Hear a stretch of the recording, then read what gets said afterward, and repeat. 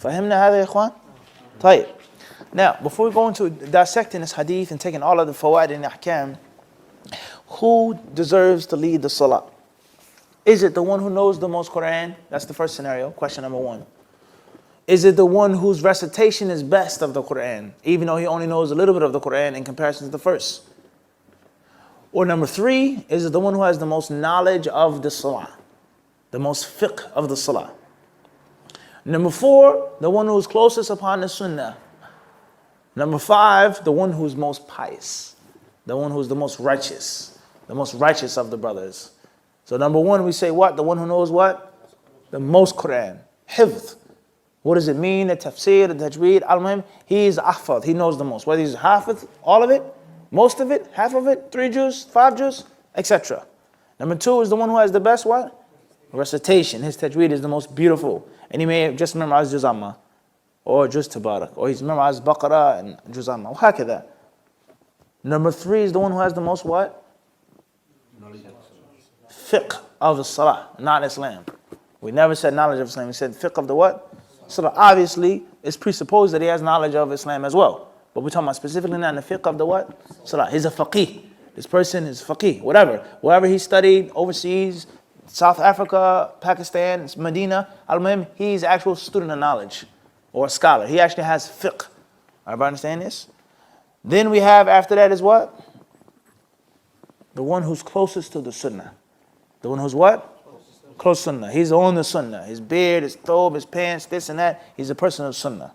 And then afterwards, last but not least, we have a brother who's righteous. We have a brother who's what? Righteous. Pious brother. Now, obviously, out of all 5 of these brothers, is going to be an overlapping. The brother who's memorized the most, the chances of his tajweed being totally horrible are what? Slim. In most cases, he's going to have some type of qira'ah, some type of voice, some type of tajweed. Obviously, in most cases, if he's a Muslim and he spent his life memorizing the whole Quran or his childhood, he's going to know something about the what? Salah. About the salah. He's going to know something about salah, basics. Him being righteous, no. La yalzam. Doesn't mean he could be a fasiq. Him being upon the sunnah is what?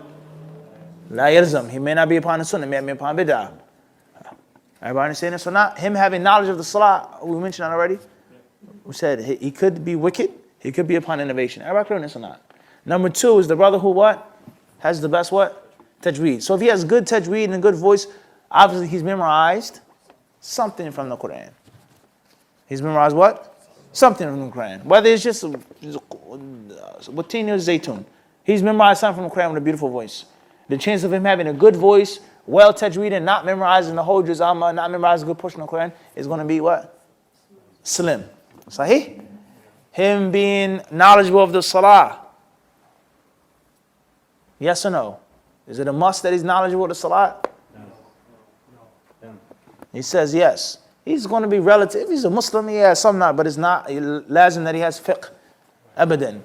You find many people like this, have no fiqh of the deen of the salah, especially sujood as-sahw when you make a mistake. Then after that, he doesn't have to be upon the sunnah, and he doesn't have to be what? Righteous at all. What comes next? Bismillah. One who has fiqh of the salah. So what's the chances of him having fiqh of the deen and of the salah and not knowing anything of the Quran? Slim to none. This is almost slim to none. Person studied overseas, he's properly trained in fiqh, and he doesn't know what? No, we didn't get to tajweed yet. We said hifd. Now we're dealing with what? No. Hifd of the Quran. Tayyib. What's the chances of that he memorized nothing from the Quran? Slim to none. What's the chances that that his tajweed is incorrect? That he's going to butcher the recitation? Slim to what? To none. Everybody understand this? The chances of now him being upon the sunnah, you say what? La yalzam. He may not be upon the sunnah. Him being righteous, we say what? La yalzam. But inshallah, hopefully the chances are what? Higher. Bi-idhnillah. Hopefully. Everybody understand this? So this little brief mental diagram here, it gives us a brief summarized view on how things can get. Who is to lead the salah? The one who recites the best, or the one who's the most righteous as a whole? The one who's the most knowledgeable as a what? As a whole. This is a very important concept now, guys. Everybody understand this one? Who should lead the salah? Now, the concept goes even further when you talk about any airport now. You're in the airport, overseas, or you're on an airplane, want to make Hajj or Umrah, or you're in the Masjid al-Musalla in Manhattan, where the brothers who drive taxi, they stop. Who leads the Salah? They put forth a brother. Who brother has on a thobe, or he has on a sharwal qamis, izar, or the brother that has pants. Now, the one who has on pants, the pants aren't skin tight, but they're not loose at all. And the brother's not a skinny brother. He makes sujood, he makes ruku', his body is clear. But he's from Egypt. Not everybody from Egypt know tajweed and Quran, but let's say this brother, he did study a bit in Egypt, a little bit when he was younger. And his recitation is much better than the one from Bangladesh. But the brother from Bangladesh has on a thobe. His aura is covered. Everybody understand this? Or we have a third brother from America who has fiqh of the salah much more than the Arab and the Bangladeshi brother. And he's covered properly, but his tajweed and his recitation is not as good as the Egyptian brother. And the Egyptian brother not only has the better tajweed, but he's also memorized the most. He may be half of the Quran. He works as a cab driver or an engineer, whatever he does. This is not a hypothetical thing. This is for anyone who travels on a day-to-day basis and deals with people who knows that this stuff, what? It happens. So who goes first? Then the brother has a shaved face. Another brother has a beard. The one who has a shaved face, no matter how pious he is, how much charity he gives, outwardly he's a fasiq. It's haram to shave the face, according to the Prophet ﷺ. It's haram. The ijma, consensus of the ulama, you cannot shave the face. So he's making a sin in public. Everybody understand this? And the one who has a beard doesn't have that sin that he's making in public. But his recitation or it can get complicated. It can get what? Complicated. So if there's an imam or a masjid or a brother who comes to a musalla or whatever the case may be, the one who should lead the salah should be the one who's most well-rounded. He should be the one who's, all five together, as well-rounded. Fiqh, good, basic, proficient recitation. It doesn't have to be a master, qari, muqri', but somebody that knows the basic, proper tajweed rules. He's memorized a good portion of the Quran. Or if he just memorized Juz Amma, he's proficient in what? Juz Amma. Wahakadha. Everybody understand this? On the sunnah, trying to be pious. No one is perfect. Wahakadha. Now, if you have someone that is outstanding in one of these characteristics, then it's even what? It's even better now. It's even what? It's even better. We have a student of knowledge, a brother who graduated from our school. He went to South Africa and learned.